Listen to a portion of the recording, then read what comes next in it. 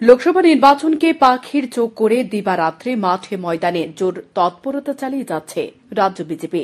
রাজ্যের বিভিন্ন জায়গায় প্রতিনিয়ত বিভিন্ন জনসভা থেকে শুরু করে যোগদান সভা অব্যাহত রয়েছে।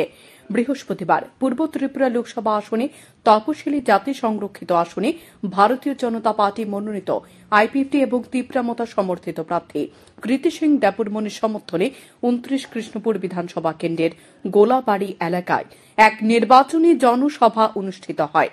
এদিনের এই জনসভায় ভারতীয় জনতা পার্টির রাজ্য সভাপতি রাজীব ভট্টাচার্য ছাড়াও উপস্থিত ছিলেন ২৯ কৃষ্ণপুর বিধানসভা কেন্দ্রের বিধায়ক বিকাশ দেববর্মা, মন্ডল সভাপতি তপন নম দাস, বিজেপির নেতৃত্ব বিজন কর সহ অন্যান্য নেতৃত্বরা। বক্তব্য রাখতে গিয়ে বিজেপির রাজ্য সভাপতি রাজীব ভট্টাচার্য বলেন, গরিব যদি বড়লোক হয়ে যায় তাহলে এই রাজ্যে আর কেউ কমিউনিস্ট করবে না।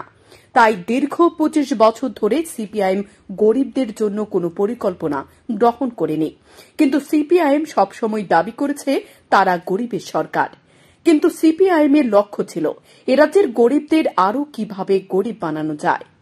যে আজকে এই ২৫ বছর টানা সিপিএম এর রাজত্বে একটাও গরিবদের জন্য কোনো কাজ করেছে কিনা, কোনো পরিকল্পনা করেছে কিনা, যদি আপনারা প্রমাণ করতে পারেন তাহলে আমি রাজনীতি ছেড়ে দেব।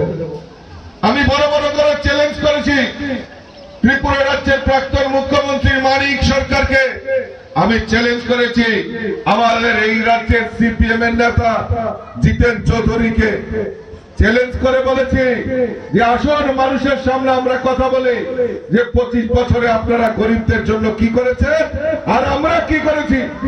সৎসাহস নেই, উত্তর দিতে পারবে না, কারণ তারা এই রাজ্যের মানুষকে, গরিব মানুষকে আরো কিভাবে গরিব বানানো যায় তার প্রয়াস এই কমিউনিস্টরা করেছে। এই সভা শুরুর আগে এক সুবিশাল র্যালি সংঘটিত হয় কৃষ্ণপুর এলাকায়। এদিন গোটা সভাকে ঘিরে স্থানীয় কর্মী সমর্থকদের উপচে পড়া ভিড় পরিলক্ষিত হয়। শান্তন টিভি।